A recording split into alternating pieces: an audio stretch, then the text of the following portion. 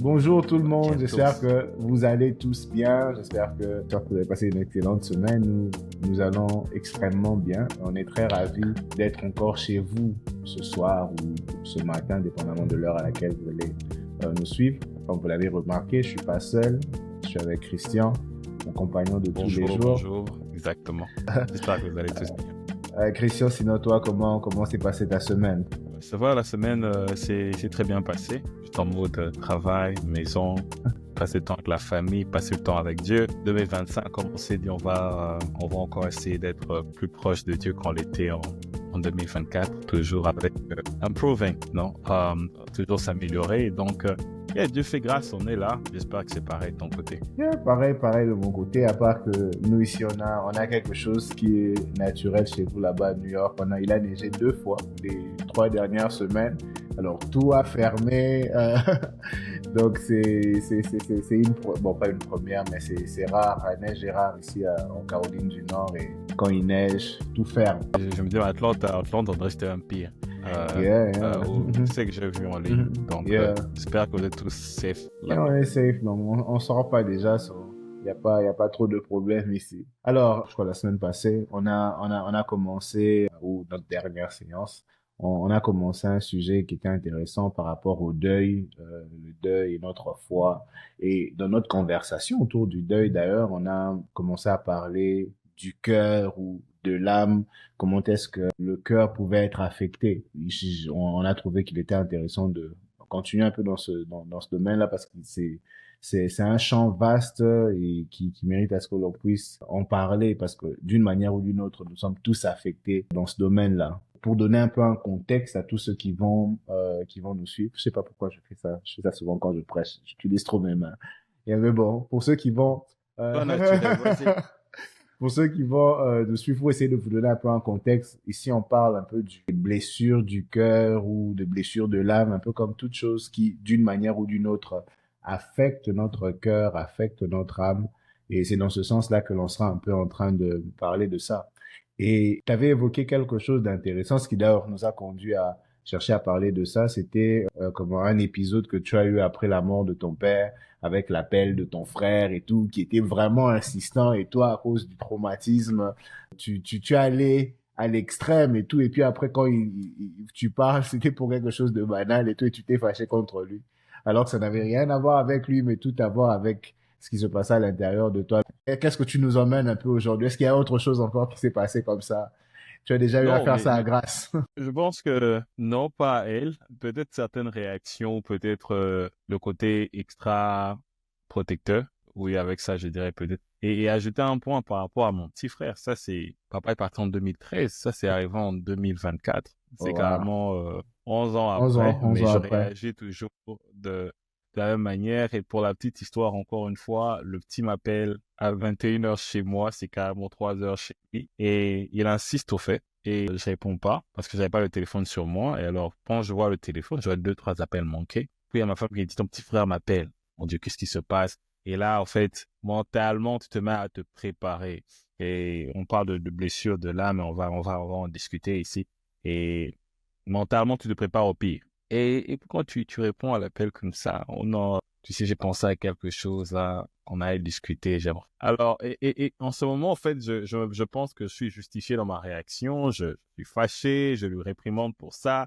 Écoute, prochainement, tu ne fais pas ça, en fait. Si c'est quelque chose qu'on peut discuter demain matin, dont on peut parler le lendemain, pourquoi insister comme c'était urgent? Ça, c'est des cas urgents. C'est pour lesquels tu insistes, tu m'appelles à 7 heures de cette manière. C'est vrai que c'est 21 heures chez moi. Lui, c'est disait, OK, c'est 21 heures chez Yaya. C'est pas trop tard. Mais dans ma tête, c'est 3 heures du matin chez toi. Euh, et jusqu'à ce que ma femme, en fait, m'a fait remarquer que ma réaction était excessive, en fait. Au début, genre, non, écoute, j'essaie de me justifier parce qu'encore une fois, cette façon de penser, je pense qu'elle est normale. Et après que ma femme m'ait parlé, bien sûr, sur place, là, tu bouges, tu fais la tête, mais après, c'est genre, en fait, elle a un point. Elle marque un point.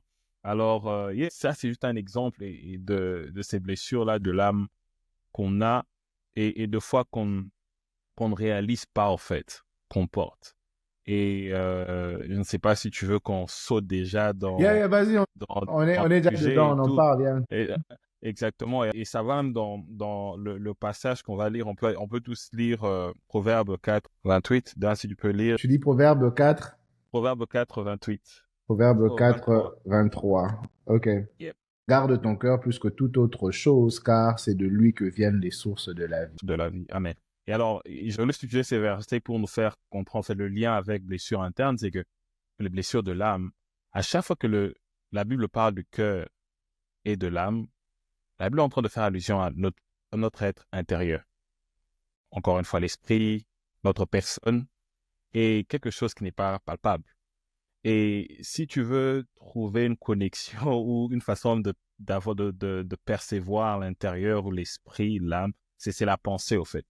La pensée t'indique sur l'état de ton âme, ton esprit.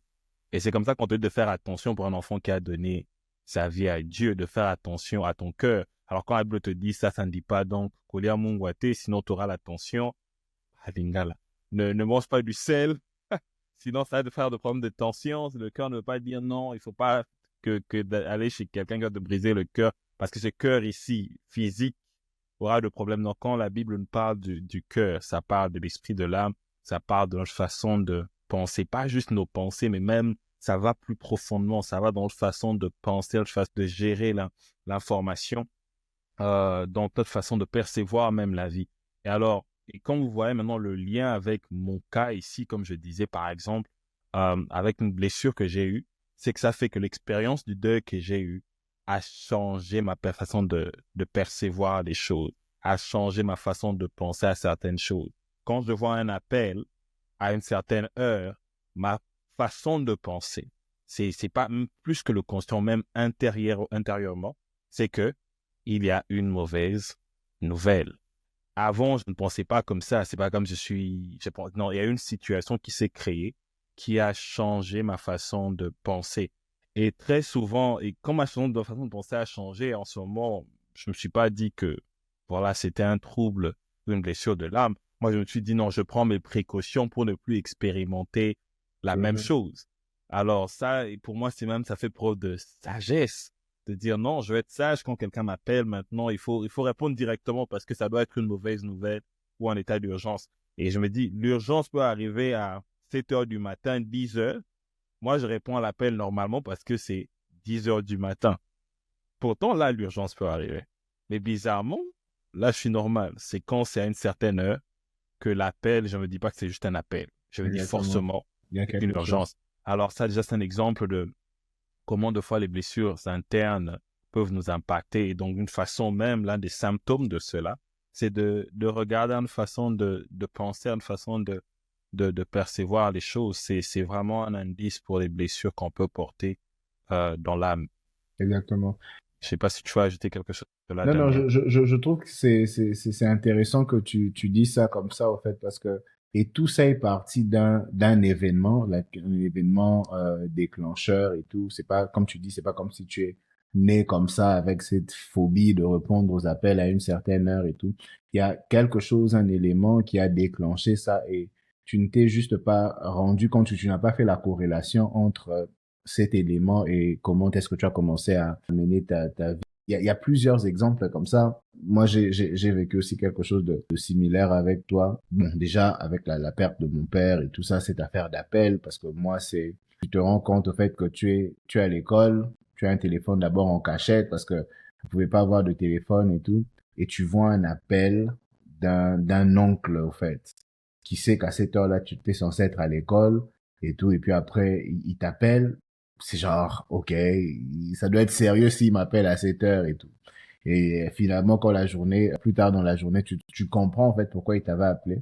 Alors à ce moment-là, sans le savoir, au fait, tu commences à associer que quand j'ai des appels de certaines personnes dont je m'attendais pas, il y a sûrement quelque C'est chose de sûrement quelque grave chose. qui s'est passé. Et je t'ai posé la question de savoir, tu as dit que tu as fait ça avec ton frère et tout ça, où le traumatisme s'est manifesté avec ton frère et tout, savoir si tu avais fait ça aussi avec ta femme. Moi, c'est arrivé avec ma femme et bah, à plusieurs reprises comme ça, d'autres éléments, on aura peut-être le temps de parler un peu en profondeur plus tard, mais on a mentionné ça ici dans mon témoignage que j'ai eu à perdre ma première épouse, et ça vient au fait avec beaucoup de choses. Like, tout ce temps, il y a la maladie qui vient et tout le temps vous êtes en train de prier, ne sachant pas qu'est-ce qui va se passer après. Ça crée quelque chose au fait dans ton esprit où tu commences à revivre au fait certains événements. À un moment donné, moi c'est vraiment là à l'extrême et tout ça où c'est genre oh, je vais pas regarder tel film qui est sorti en 2021 parce que je me rappelle, j'avais regardé le film ici quelques temps avant que ça n'arrive. Et tu as comme l'impression que Hmm. si tu regardes le film, là, tu es en train d'enclencher le même processus. C'est plusieurs choses comme ça. Comme j'ai dit, avec ma femme, je me rappelle, c'est bizarre, en fait. C'était pendant qu'on était encore en train de date et tout. Et je me rappelle, on parlait, tu vois, ce truc de, oh, raccroche, toi raccroche et tout ça. Personne ne veut raccrocher. Personne ne veut raccrocher. Et puis après, je pense qu'elle me dit, OK, ça va, on va raccrocher alors et tout ça. Dis-moi, je t'aime pour la dernière fois. Like, moi, mes antennes. Et je suis genre, qu'est-ce que tu veux dire? Je t'aime pour la dernière fois et tout. Like, qu'est-ce que tu veux dire? Je t'aime pour la dernière fois et tout ça. Non, je n'aime pas ça et tout. Like, c'est quoi? Tu veux faire quoi? Laquelle était genre, non, pour la dernière fois avant qu'on raccroche et tout, tu vois. Et moi, c'est là que je me suis rendu compte, oh, wow, il y a vraiment un problème ici et tout. Je t'aime pour la dernière fois. Ne veut pas dire dernière fois, dernière fois. Tu vois, et tout ça, ça part de quelque part et tout. Et ça affecte au fait notre façon de voir les choses. La question que je te pose, enfin, on en discutait un peu plus tôt, tu as mentionné Gédéon et tout, par un aspect biblique de ce que l'on est en train d'expérimenter, parce que je suis sûr que on n'est pas les seuls à expérimenter ça. Exactement. Et là, ça va aller dans le point de qu'est-ce Mhm, qui peuvent causer ces blessures du cœur, blessures de l'âme. Et encore une fois, vraiment important de savoir que ces blessures de l'âme, quand ça impacte notre cœur, c'est qu'on est en train de dire ici que ça impacte notre façon même de penser. Et j'irais dans le cas dont on va parler d'Anne, ça va même, je parle en profondeur parce que c'est un autre sujet, mais ça va plus que dans le conscient, c'est dans le mhm, je suis conscient. subconscient. Parce que comme Dan est en train de le dire, il ne le réalise pas en ce moment que sa réaction est extrême. Pour lui, Mhm, dernière fois, c'est quelque chose qui est mhm. profond, qui dépasse même le conscient, qui s'est déposé vraiment dans notre âme. Et moi, par exemple, j'ai réagi comme j'ai réagi. C'est ma femme qui doit me dire, mais bro, tu exagères là. Et J'en moi, je fais dis, le trop. non, ma réaction est normale, tu vois. Parce que c'est quelque chose vraiment profondément qui nous atteint. Et comme quand on sera en train de parler de blessures, et si quelqu'un doit saisir quelque chose, blessure du cœur, pense à ça aussi comme une blessure qui change notre façon de penser, qui change notre façon de concevoir ou de percevoir les choses. Et dans le cas de Gédéon, la lecture se trouve dans Juge 6, 11 à 16. OK, Juge 6, tu dis 11 à 16. 11 à 16, yeah. OK. Puis vint l'ange de l'Éternel et il s'assit sous le térébinthe d'Ophra, qui appartenait à Joas de la famille d'Abiézer. Gédéon, son fils, battait du froment au pressoir pour le mettre à l'abri de Madian. L'ange de l'Éternel lui apparut et lui dit, l'Éternel est avec toi, vaillant héros. Gédéon lui dit, ah mon Seigneur, si l'Éternel est avec nous, pourquoi toutes ces choses nous sont-elles arrivées? Où sont tous ces prodiges que nos pères nous racontent quand ils disent, l'Éternel nous a-t-il pas fait monter hors d'Égypte? Maintenant l'Éternel nous abandonne et il nous livre entre les mains de Madian. L'Éternel se tourna vers lui et dit, va avec cette force que tu as et délivre Israël de la main de Madian. N'est-ce pas moi qui t'envoie? Gédéon lui dit, ah mon Seigneur, avec quoi délivrerai-je Israël? Voici ma famille est la plus pauvre en Manassé, je suis le plus petit de la maison de mon père. L'Éternel lui dit, je serai avec toi et tu battras Madian comme un seul homme. Amen. Alors, j'aime ce qui se passe ici. Et dans le verset 15, Mhm, on a la réponse de Gédéon et de comment mhm, Gédéon est en train de mhm, se percevoir. mhm, Alors, certains d'entre vous se posent la question, mais où se trouve la blessure mhm, ici, genre, mhm, parce qu'on a associé blessure mhm, forcément à des situations difficiles. On a parlé du deuil, mhm. on a parlé de rupture amoureuse. Là, c'est là qu'on vraiment, en rupture, hein, rupture, non? Yeah, rupture, yeah. Exactement. C'est là que là, c'est là qu'on parle de cœur brisé parce qu'on voit la peine, le chagrin de la séparation. Mais les Exact. blessures, au fait, vont plus loin que cela. Et c'est vraiment, et ce qui est dangereux avec les blessures, c'est que tant que tu ne réalises pas que tu l'as, tu vis avec et ça impacte ta façon de vivre. Exactement. Et dans le cas de Gédéon, ici, je te pose la question, mais où se trouve la blessure? L'environnement de Gédéon, la perception de Gédéon, sa façon de penser. On se rend compte qu'il est né dans la tribu de Benjamin. Hein. Manassé. C'est Manassé, ok. Qui est considéré comme une tribu vraiment faible, au fait. Il y a rien de bon du point de vue Elle a été guerre. ajoutée parce que c'est au fait les enfants de Joseph. Les enfants de Joseph, exactement. Et alors, Dieu lui appelle guerrier. Mhm. Mais lui, il est genre, nous sommes le plus faibles. Comment peut-on parler Exactement. de délivrer? Et alors, on voit là une blessure dans l'âme. Encore une fois, une façon de penser qui est limitée, qui a été cassée à cause de son environnement, à cause de comment les autres tribus le percevaient. Et Exactement. Mhm. ça nous arrive à nous, où on se limite à cause de ce qu'on a entendu. On Mhm. se limite à cause de ce que les gens disent que nous sommes. Exactement. Ok, tu sais, toi, d'où tu viens là, Mhm. les gens de ta tribu, Mhm. vous n'êtes pas intelligents. Mhm. Vous n'allez jamais réussir. Mhm. Alors, tu te retrouves dans une situation où même pour travailler, tu as du mal à travailler parce que tu t'es déjà dit, je suis pas intelligent, c'est pas quelque chose que je pourrais résoudre comme exercice. Cet exercice est compliqué pour moi.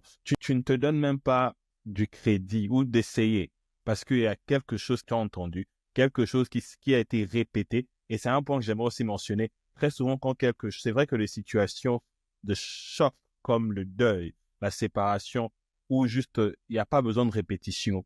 Un seul événement peut marquer notre âme et Exactement. notre cœur. Mais avec l'environnement, c'est un peu plus dans la répétition. À force de répéter, ça commence à entrer. Là, on vient encore dans ce point où la Bible nous dit, garde ton cœur, garde ta façon de penser, garde ta façon de percevoir les choses, parce que ce qui se passe, c'est que à force de l'entendre quelque chose à répétition, avant, tu as conscience de cela, mais après, ça descend, ça se dépose dans ton âme. Avant que tu le réalises, c'est déjà une vérité que tu as acceptée et qui conditionne ta façon de penser. Et Mhm. dans le cas de Gédéon, on est dans ce cas-là où cet homme a conditionné sa façon de penser que dans leur tribu, ils sont faibles et Mhm. qu'il n'y a aucune attente par rapport à la tribu de Manassé donc quand il s'agit de la guerre. Donc, quand il faut parler de guerre, n'allez même pas les chercher. Parce qu'ils ont entendu ça, à force d'entendre ça. Et ce qui est dangereux, c'est qu'on voit ici que ça a carrément mis dans une position où, sans qu'il s'en rende compte, il est en train de vivre loin de ce que Dieu avait mis en lui, loin du Exactement. but de Dieu. Et le contraste est vraiment intéressant. On vient, on t'appelle guerrier, vaillant guerrier. Tu t'as confondu de personne, t'es en train de parler de qui? Tu vois un peu. Et ça, c'est une marque d'une blessure de l'âme. Encore une fois, même moi-même, là, je dois me répéter, Christian, c'est vrai qu'il n'y a pas de roumain, comme les gens disent, il n'y a pas de blessure amoureuse, mais l'âme est blessée. L'âme est atteinte. Et ça nous arrive tous, au fait, ici. Peut-être ce sont des déclarations que les parents ont eu à faire en grandissant, qu'on a répétées. Oh, contrairement à ton frère, toi là, tu ne réussiras Exactement. pas, tu ne Surtout ça, réussiras yeah. pas. Et à force de répétition, et c'est qui, de fois, le diable profite de cette situation. Et là, des petites choses, maintenant, tu as l'impression que ton frère peut-être travaille mieux que toi pendant un semestre. Peut-être toi, tu étais malade, tu t'en rends pas compte. Et ouais, on avait raison. Hein. Mhm. Lui, il réussit toujours. Moi, ça ne va pas. Moi, je ne veux pas réussir. L'âme est brisée à force d'avoir entendu cela. Mhm.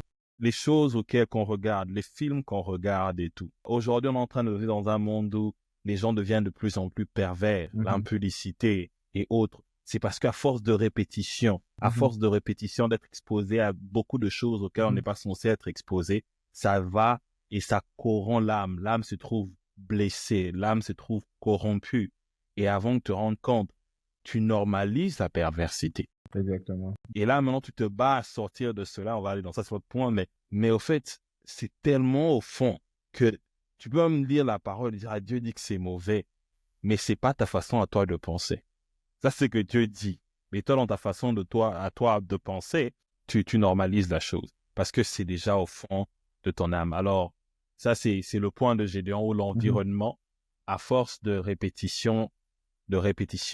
certain mot ou de certaines choses, dans le cas de Gédéon, on répétait qu'ils étaient une tribu faible. Gédéon finit par se trouver Mhm. faible Faible parce aussi. que son âme Mhm. avait été atteinte. Yeah. Et je pense que c'est très intéressant parce que Il y a plusieurs, avec la réaction de Gédéon, on peut voir comment est-ce qu'il a été affecté là, de plusieurs manières, comme tu dis, avec l'environnement, ce qu'il entend sur sa tribu, et même, il s'arrête pas là, ce qu'il entend aussi sur sa famille et tout.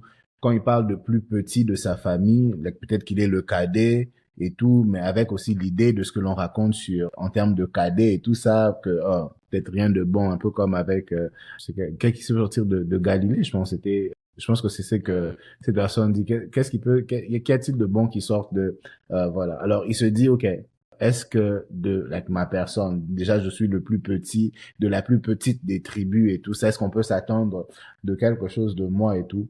Mais ce que je trouve aussi intéressant, c'est que il y a tout ce qui se passe à l'intérieur de lui. Au même moment, c'est aussi dû à l'oppression dans laquelle tout Israël se retrouve. Il y a ces batailles internes dues au fait de ce que l'on parle de sa famille et tout ça, mais aussi par rapport à la réalité du pays dans lequel il est. Ils sont oppressés, il sait rien faire, il est incapable. Mais au même moment, il y a aussi une grande lutte à l'intérieur de lui avec ce qu'il a entendu de ce que le Dieu qui était censé être le Dieu de sa nation a fait lorsque la nation se retrouvait en Égypte. Et je pense que ça sera très intéressant aussi lorsqu'on va parler de comment est-ce que les blessures de l'âme affectent notre foi, parce qu'on on sait voir ce dilemme-là à l'intérieur de Gédéon et tout, il se pose. Il y a comme un décalage entre, je vais dire ça comme ça, entre sa théologie, qui sait de Dieu, de quoi est-ce qu'il est capable, et la réalité de ce qu'il est en train d'expérimenter. Et ça aussi, Exactement. ça affecte l'âme. Rappelez-vous qu'on a dit ça au début, like, en termes de ce qui blessait le cœur, like, c'est toute chose qui d'une manière ou d'une autre peut affecter notre être intérieur. On peut considérer ça comme une blessure. Et Gédéon, il y a plusieurs, avec plusieurs choses comme ça avec, dans la vie de Gédéon. Et c'est, comment, il y a comme cette peur qui naît aussi de la vie de Gédéon, ou qui naît dans sa vie avec le fait que ils sont oppressés, ils sont obligés d'être cachés. Du reste, on vient le rencontrer à un endroit où il est caché parce qu'il est obligé de battre le froment en cachette parce que les Madianites venaient à chaque fois que c'était l'heure de la récolte, ils venaient prendre les fruits de leur récolte et tout. Alors, il est obligé de se cacher. Il y a cette peur, il vit dans la peur et avec toutes les autres blessures qui caractérisent sa vie. Et je pense que c'est intéressant et c'est un point que l'on peut toucher. C'est la peur, au fait. Je crois que c'est une des caractéristiques d'une âme blessée parce que même dans nos réactions, en fait, c'est la peur de revivre l'élément qui nous a blessés ou de revivre la chose qui a causé la blessure qui nous emmène parfois à réagir d'une certaine manière. Dans l'exemple que tu as donné, c'était la peur d'entendre encore une mauvaise nouvelle et tout ça où tu étais obligé de te préparer à quelque chose qui était inexistant. Et maintenant, c'est genre, OK, je me suis préparé et tout ça, c'est pour me dire que tu voulais qu'on discute de quelque chose de simple et tout ça. Un peu comme j'ai donné aussi avec mon exemple et tout, c'est like, cette conversation que tu as avec quelqu'un qui est sur le point de partir et tout ça.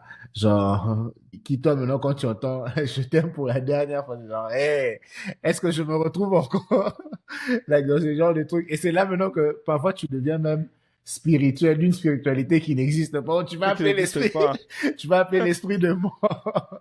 Exactement, Tu vas appeler l'esprit exactement. de mort en disant ce genre de choses. Alors, tu vois, ça te fait vivre, au fait, dans la peur. Et j'aimerais que tu puisses, bon, que l'on parle un peu de ça en termes de, like, la peur en tant qu'enfant de Dieu, mais aussi, like, toute personne et tout qui ne connaît peut-être pas encore le Seigneur, mais qui vit dans la peur à cause de ces blessures-là. Qu'est-ce que tu dis par rapport à ça ou c'est quoi ton point de vue par rapport à ça?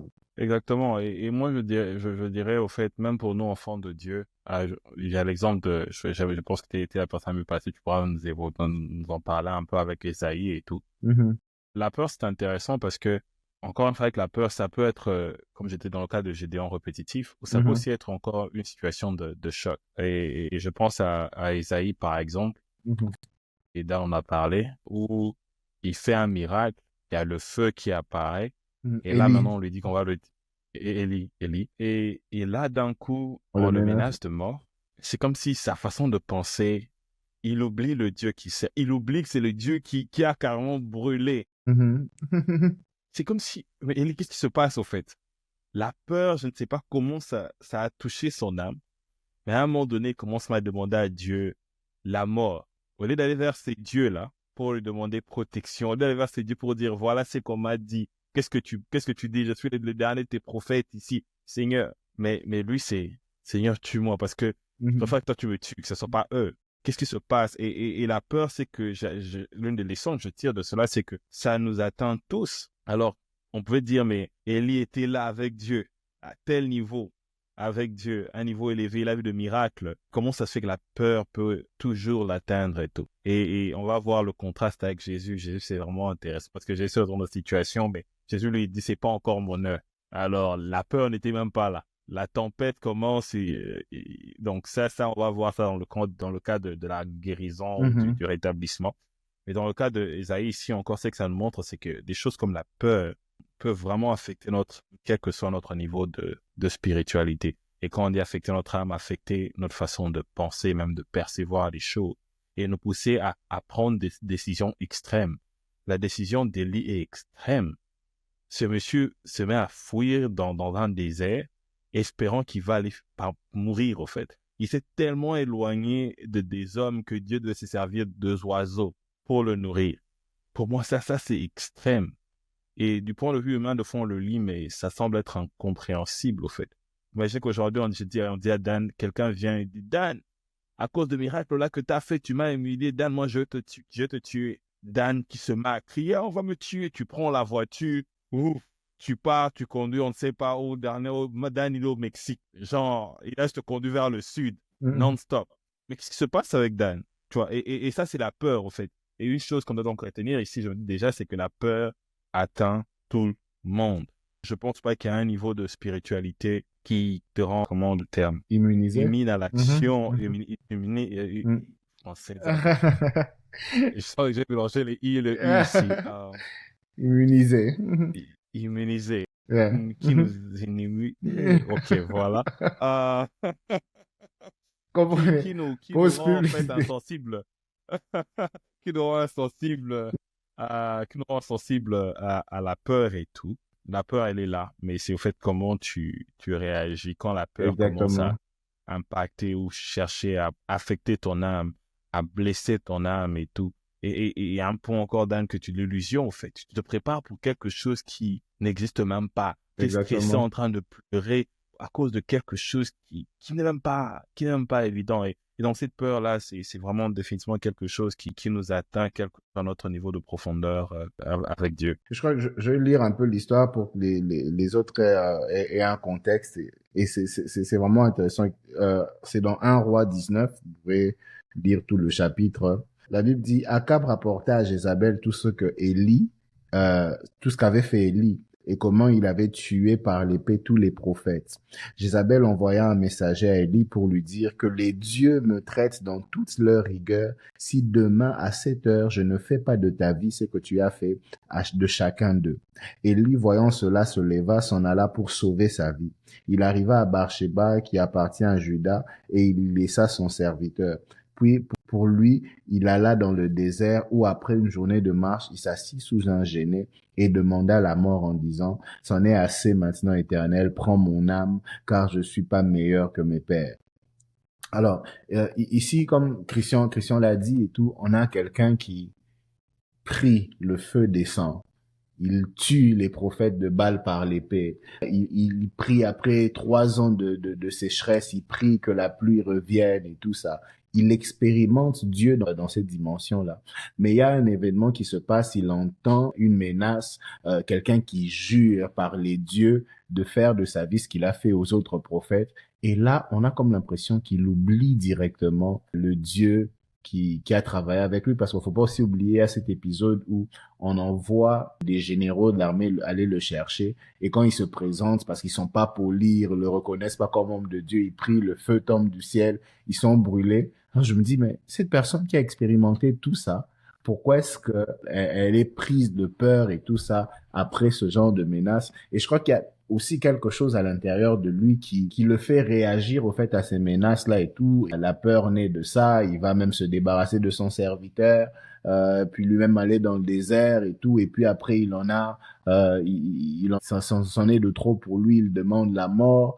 Mais c'est, où est passé cet homme qui, à quelques instants, il y a quelques jours et tout, était l'expression du Dieu vivant sur la terre, qui demandait au peuple de ramener leur cœur au Seigneur.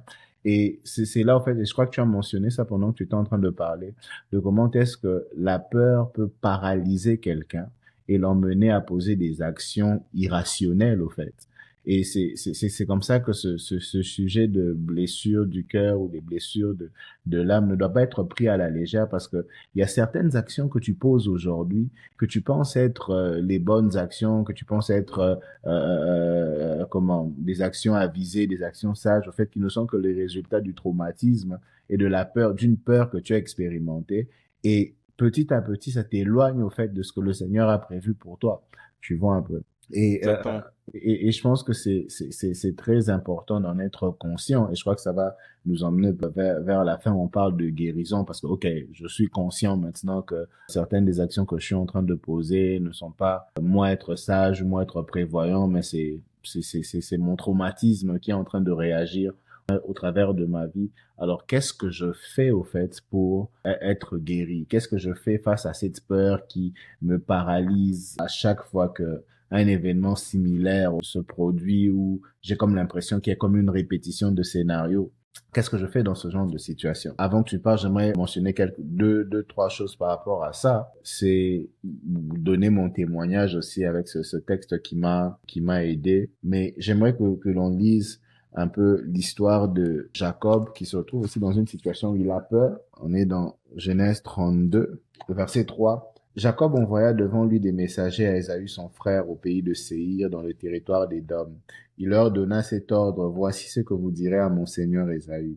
Ainsi parle ton serviteur Jacob. J'ai séjourné chez Laban et je suis resté jusqu'à présent. J'ai des bœufs, des ânes, des brebis, des serviteurs et des servantes. J'envoie l'annoncer à mon seigneur pour trouver grâce à tes yeux. Les messagers revinrent auprès de Jacob en disant: nous sommes allés vers ton frère Ésaü et il marche à ta rencontre avec 400 hommes. Jacob fut très effrayé et saisi d'angoisse. Il partagea en deux camps les gens qui étaient avec lui, les brebis, les bœufs, les chameaux, et il dit: si Ésaü vient contre l'un des camps et le bat, le camp qui restera pourra se sauver. Jacob dit, et c'est parti, il fait la prière, qu'il vienne et qu'il me frappe avec la mère et les enfants. Et toi, tu as dit: je te ferai du bien, je te rendrai ta postérité comme le sable de la mer, si abondant qu'on ne saurait le compter. C'est dans ces lieux-là que Jacob passa la nuit. Au fait, ce qui est intéressant ici, c'est qu'il se retrouve dans une position où il a peur. On lui annonce que son frère est en train de venir vers lui avec 400 hommes. Il a peur. Il a peur. Il est dans l'angoisse. Et il commence à créer un stratagème, au fait. Il va diviser sa famille en deux camps et tout. Mais il s'arrête pas là. Ce qui est intéressant, c'est qu'il se retourne vers Dieu et il fait une prière intéressante. Et lorsque j'étais en train de méditer sur ce texte, au fait, c'est sa prière, au fait, que j'ai trouvé très intéressante et très bénissante, parce que il rappelle à Dieu, il dit: le mouvement que je suis en train de faire ici, c'est par obéissance à ce que tu m'as dit. Tu m'as dit: retourne dans la maison de ton père. Et dans le chemin de l'obéissance à ta parole, je rencontre cet obstacle, je rencontre cette difficulté qui me place dans une position où j'ai peur. Parce que, en termes de grand contexte, au fait, c'est qu'il a peur. Pourquoi? Parce que il avait volé la bénédiction de son frère et il allait pendant des années. Alors lui, dans son esprit, c'est que son frère va venir le tuer parce qu'il lui en voulait déjà. Et c'était la Mhm, raison pour mhm. laquelle il avait fui. Alors, et il présente toutes ces choses à Dieu. Il présente la réalité de sa peur, mais aussi la réalité des promesses que le Seigneur lui a faites. Et ce mouvement, je le fais parce que tu as fait une promesse sur ma vie. Je le fais parce que tu as fait une promesse sur ma vie. Et on connaît la suite. Son frère ne lui a plus rien fait. Et c'est cette prière-là que j'ai trouvée sincère et très efficace. Et c'est le point que j'aimerais apporter, au fait, dans le domaine de la guérison. C'est que, premièrement, il faut être capable de reconnaître, d'accepter le fait que l'on est blessé, mais aller aussi vers le Seigneur pour lui dire: Seigneur, OK, il y a cette blessure, il y a cette chose qui cause la peur, une peur récurrente à chaque fois que je fais face à telle ou telle autre situation. Regarde, et j'aimerais que tu puisses intervenir et citer une des promesses que le Seigneur a eu à faire dans ta vie. Et moi, comme je dis, j'étais tellement affecté par la perte d'une épouse et tout, qu'à un moment, je commençais à contempler le fait de ne plus me marier, parce que je me disais: OK, ça servira à quoi de se marier si tu vas encore perdre quelqu'un comme ça et tout.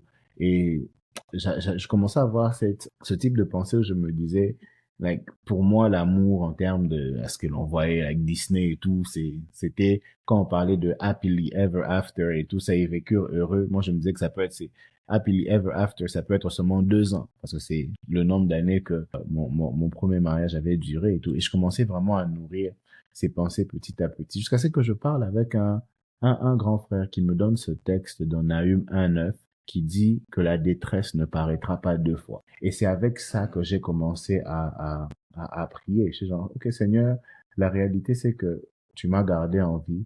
Il faut que la vie continue. J'ai 2 enfants qui ont besoin de grandir dans un domaine, dans un concept familial et tout ça. Il faut qu'il y ait un papa, il faut qu'il y ait une maman. Regarde la peur que j'ai. Mais je me base aussi sur la vérité de ta parole et tout qui dit que la détresse ne paraîtra pas 2 fois. Et prier dans ce sens-là a commencé à me guérir petit à petit. Et c'est un processus. Il y a de ceux à qui le Seigneur fait grâce ou directement comme ça part. Ça prendra des heures si je dois parler de comment différents domaines dans lesquels j'ai été guéri, mais j'ai commencé à voir au fait une guérison progressive dans ce domaine-là. C'est ce que moi je veux dire un peu en termes de guérison. Être sincère devant le Seigneur dans la prière, reconnaître sa blessure, mais aussi lui parler clairement, en fait, sans porter des gants. Alors, qu'est-ce que Ouais. toi, tu en penses? Effectivement, Mhm, mhm, je veux aussi aller mhm, dans le même point. Il y a quelque chose que mhm, j'allais ajouter par rapport à comment la mhm, peur nous affecte. Et mhm, là, au fait, Jacob, encore, on a la même mhm, chose. Hein. mhm, Euh, avec Élie, quand tu lisais, c'est quelque chose qui m'a fait sourire, au fait. Quand il s'est mis à prier, Dieu demandait la mort. La raison pour laquelle il demande la mort n'a rien à voir avec mhm, ce qui a causé la situation. Il dit à Dieu, tue-moi parce que je ne suis pas meilleur mhm. que Que mes pères. mes pères. Mais ça vient d'où? Mhm, Parce que c'est pas ça qui a causé toutes ces situations ici. Je pense pas que quand il fuyait au début, c'était, je suis en train de fuir parce que je ne suis pas meilleur que mes pères, je ne mérite pas de vivre. Et des fois, c'est que la peur fait. Notre façon de percevoir les choses change. Et on oublie même, au fait, d'où tout a commencé. Et exact. c'est qui est dangereux, parce que quand tu oublies, au fait, le commencement de l'histoire, d'où, au fait, tout s'est déclenché, c'est même difficile de pinpoint the issue. Je sais pas si ça va déjà arriver comme moi, je peux me rappeler à eu de cas où, tu parlais avec Rasmus, je peux repenser à certaines Mhm, situations qui sont arrivées, mais qui frôlaient, où elle a réagi d'une certaine manière, qui a vraiment frôlé, genre, l'identique avec ce que j'ai traversé dans le passé, dans mes relations passées. Alors, tu t'attends forcément à où on est encore dans la même situation et t'exploses parce que cette mhm, fois, mhm. Je je suis ne veux prêt. pas, je suis prêt, tu exploses, et en fin de compte, et je me rappelle Dan et Alain Doka, je me rappelle, ça t'a parlé, je pense, où tu as dit, n'accepte pas son pardon, fais-le souffrir encore un peu. Tu te rappelles encore on était encore fiancés, je pense, ou encore, we're still dating. Et c'était ça, en fait, où j'étais allé en mode réflexion profonde. Je suis tellement plongé dans mes réflexions que j'ai fini Mhm, par croire en cela. mhm, mhm, Et maintenant, quand Dan et Grace viennent et réexposent des problèmes, genre, qu'est-ce qui se passe avec ma tête? Et t'as l'impression d'être fou, au fait. Tu mhm, demandes, au fait, est-ce que c'était moi? Genre, how did I reach this point? Comment je suis arrivé à cette conclusion? Comment j'ai loupé tel point, en fait? Comment j'ai pas vu tout ça? C'est parce que quelque part, la peur, la blessure te conduit à percevoir les choses différemment au point où tu peux même oublier c'est ce qui était, au fait, la l'élément de clé fin, exactement. de la source, au fait, du problème. Mhm, Et dans le cas de Jacob et tout, moi, j'ai dit définitivement, t'as mentionné un très bon point, Dan, d'aller vers Dieu. Et c'est ça la solution. Genre, moi, je vais aller avec Proverbe 4:4, quand je vous invite à lire, c'est-à-dire, mhm. garde mes paroles dans ton cœur. On peut lire rapidement. Si tu peux lire, Dan, Proverbe. Ok. Proverbe 4:4. Mhm. Alors, il m'instruisait alors et il me disait, que ton cœur retienne mes paroles, observe mes préceptes et tu vivras. OK, amen. Et puis, Psaume 34:19. L'Éternel est près de ceux qui ont le cœur brisé et il sauve ceux qui ont l'esprit dans l'abattement. Amen. Alors, l'Éternel, déjà, avoir foi que l'Éternel est près de nous, près de ceux qui ont le cœur brisé, ceux qui ont des blessures dans l'âme. Et pourquoi c'est important de réaliser cela, c'est que ça te poussait à poser l'action de Jacob. Jacob savait que Dieu était avec lui. Et c'est comme ça qu'il va vers Dieu. Très souvent, en fait, on ne le pense pas, on ne le réalise pas. Et c'est quelque chose que je me répète très souvent, je ne sers pas un Dieu qui est... Le testament donne l'impression que Dieu avait laissé le testament, puis lui, il est resté... Non, non, non, Dieu est vivant, il vit et il est avec nous et il est là pour nous aider à guérir. Alors, on doit le réaliser, hein, et puis aller vers lui comme Jacob. Et je dirais même que, dans moi, je dirais qu'il y a même, on peut faire mieux que Jacob. Comment Jacob, ça? j'ai un peu souri parce que Jacob a déjà commencé à bouger avant de parler à Dieu. Exactement. Tu vois, et je pense que ce sont des choses qu'il n'avait même pas eu besoin de faire. Au pire, ça me fait, j'ai envie de dire en lingala, je dois pas. Au pire, ça me tombe bon, au cas au pire, ça t'est. Uh-huh. Donner à quelqu'un de l'argent que tu ne comptais même pas donner. Exactement. Le monsieur sépare sa maison en deux camps. Il envoie de cadeaux qu'il n'avait pas prévu d'envoyer à son frère. Ça, ce sont les genres de choses après, je dis, mais pourquoi j'avais paniqué? Parce que je peux penser à des situations comme ça où tu as pris tellement de précautions. Après, tu dis, Tout ça les pour ça. dépenses n'a qu'à la quitter, des dépenses que tu n'avais pas planifiées. Mhm. Jacob, au fait, il savait que Dieu l'avait emmené là. Il voit que son frère vient avec 400 personnes. Il a envie de dire, Seigneur, mais toi, tu m'as dit que je devais venir ici. Qu'est-ce qui se passe? Pourquoi mon frère vient avec 4 personnes? Il est en train de chercher à me tuer. Faire la même prière, mais directement, en fait. Mais on voit Exactement, que oui. lui, il a déjà commencé à agir seul. La prière est... Il a commencé, prière plan B. Et j'ai l'impression que sa prière, c'était plus dans le sens aussi, Seigneur, did you set me up?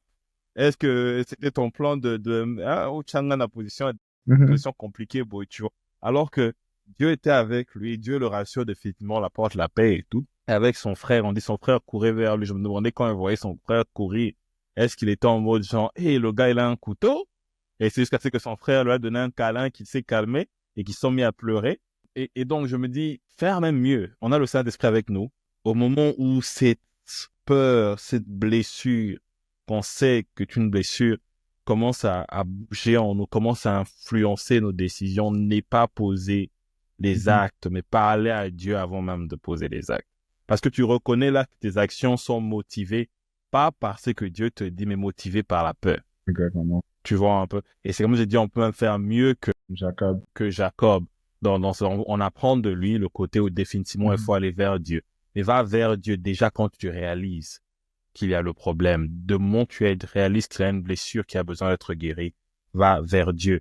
Il est près de toi. Et j'aime ce qu'il dit dans Proverbe 4:4, il demande de garder ses paroles dans nos cœurs. Et ça, tu peux penser à ça comme le comprimé qui guérit. Et pourquoi? On parlait de façon de penser. Notre cœur, notre esprit, quand la Bible nous parle de l'âme, du cœur, ça parle de notre façon de penser. Plus que de manière consciente, même dans le subconscient, notre façon de percevoir les choses. Et qu'est-ce que la parole de Dieu fait? La parole de Dieu vient et change notre façon de penser. Exactement. On parle de repentance.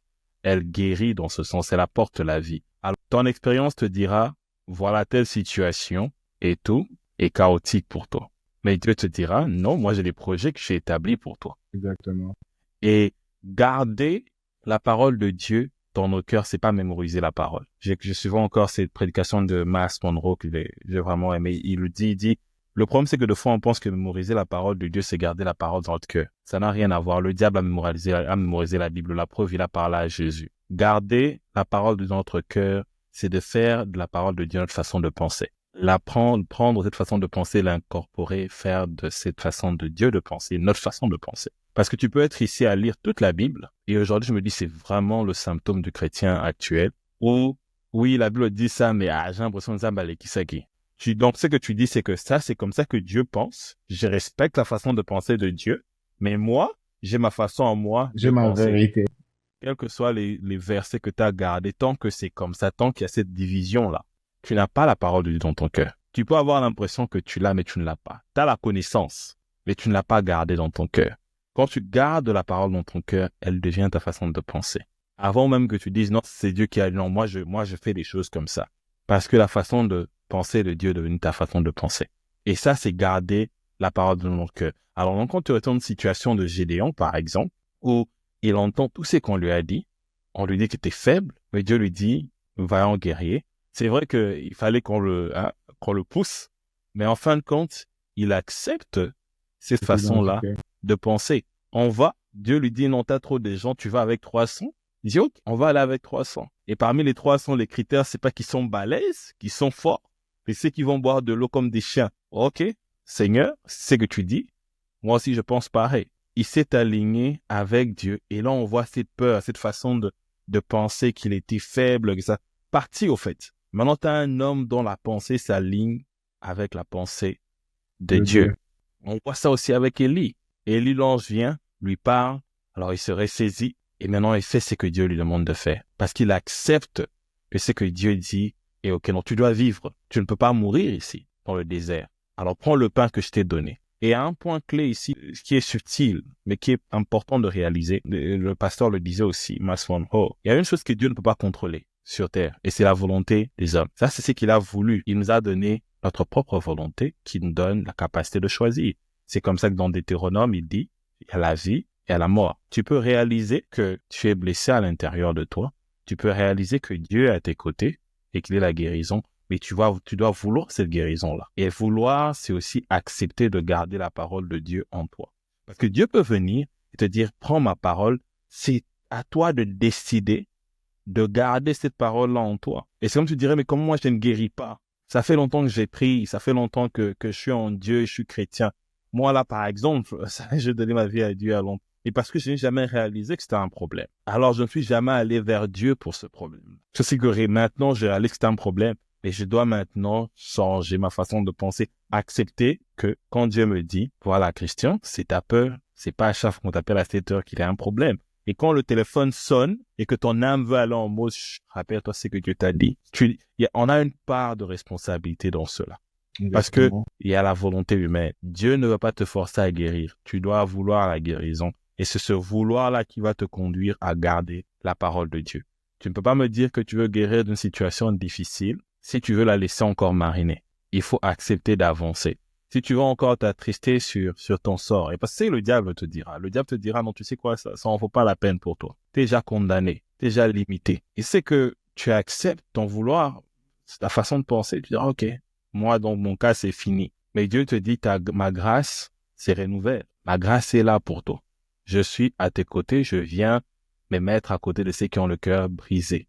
Si tu gardes ma parole, je vais te guérir et j'apporterai la vie. Et quand tu décides d'accepter cette parole, tu dis, Seigneur, laisse-moi m'accrocher à ta parole. Et tu fais de la parole de l'Éternel, la façon de penser de Dieu, ta façon de penser. Et lentement, comme dans un processus, tu te rends compte que tu es guéri. Et c'est là que ça devient un témoignage. C'est que une situation difficile devient maintenant un témoignage qui bénit même d'autres. Tu deviens une lumière dans les ténèbres de certaines personnes qui ont la même situation, mais se rendent compte qu'il y a quelqu'un qui est dans la même situation, mais qui aujourd'hui est en train de rire de la situation. C'est comme ça que quand tu attends un témoignage de quelqu'un qui a encore des regrets, la guérison là de Dieu est peut-être dans le processus ou c'est pas encore total. Parce que ceux qui ont été guéris peuvent pleurer, mais ce sont pas des pleurs de regret ou de pleurs de...